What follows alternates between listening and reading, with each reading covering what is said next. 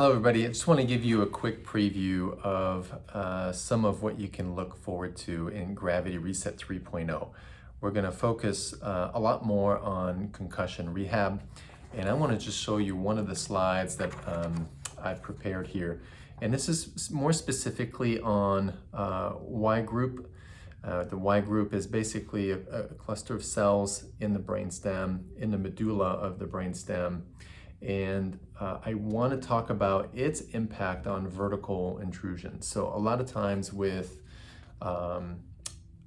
when I read my right eye reports and I look at patients with concussions, I've seen quite a bit of them, and you'll see these vertical square wave jerks or vertical intrusions, and they're most commonly down more so than up, but in general, let's just focus on those downward ones because those are by far the most common ones.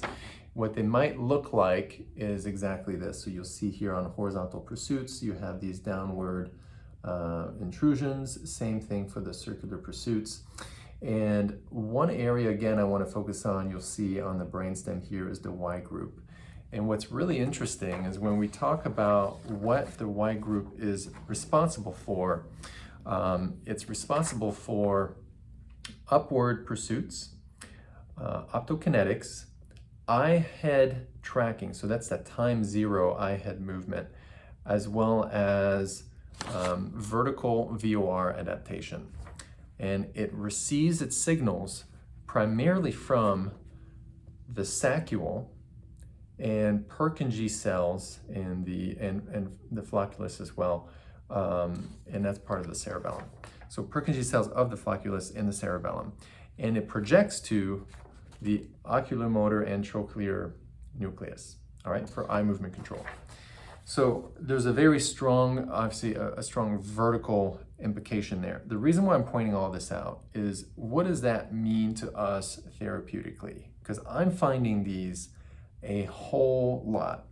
And well, what it means therapeutically is that if you want to improve vertical pursuits, then it means that potentially using a reflex like an optokinetic, or even better, I would say especially an eye-head strategy on the vertical, and a step further, an eye-head strategy engaging the saccule, right?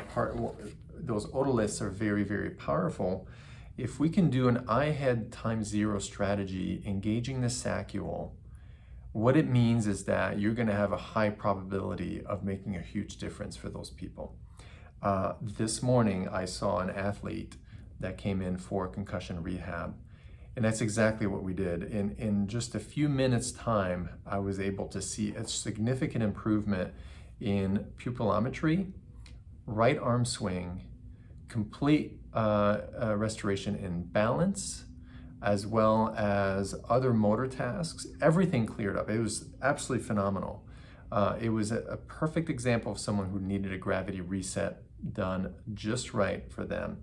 And this particular athlete was a great example of what I think was a disruption in this Y group cells.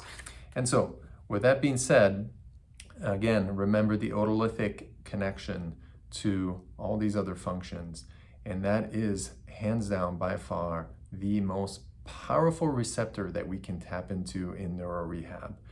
And that is what Gravity Reset is all about, is how do we tap into those. And what we're going to share this year at our next Gravity Reset method is how do we leverage not just the saccule but also the utricle in a way that is even more impactful than anything we've shared before. So we've got some new applications coming up, and they are so effective, and I can't wait to share with you in November.